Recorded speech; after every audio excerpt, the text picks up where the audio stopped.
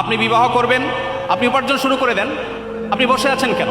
ছাত্র জীবনে উপার্জন করা যায়। আমি ছাত্র জীবনে উপার্জন শুরু করেছি এবং একদিকে পড়াশোনা করতাম, অপরদিকে বাবার ফ্যামিলিতে সাপোর্ট দিতাম।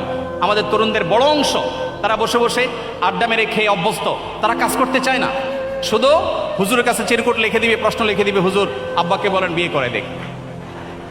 আপনার বাবা আপনাকে বিয়ে করে দিবে, কিন্তু বিয়ে করার জন্য আপনার স্ত্রীর মিনিমাম খরচ মহরের টাকা আপনাকে জোগাড় করতে হবে। চেষ্টা করবো তো ইনশাআল্লাহ? হারাম রিলেশনকে না করবো তো ইনশাআল্লাহ? ভাইরা আমার, আমরা সবাই জানি হারামে আরাম নাই, না আছে? হারামে আরাম নাই, সবাই জানি তো।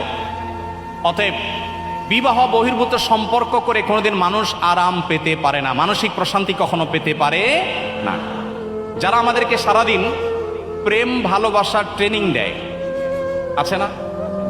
সারাদিন প্রশিক্ষণ দেয় কিভাবে প্রেম ভালোবাসা করতে হবে, কিভাবে ধর্ম ডিঙ্গিয়ে যেতে হবে, বাবা মাকে ডিঙ্গিয়ে যেতে হবে, সমাজের বিরুদ্ধে যেতে হবে, তারপরেও তথাকথিত প্রেমকে জয় করতে হবে, এই ট্রেনিংগুলো দেয় না কিছু মানুষ? এদের জীবনে দেখবেন এক একজনের বিয়ের জীবনে 2টা 4টা 5টা 6টা বিয়ে, একটাও টিকে না।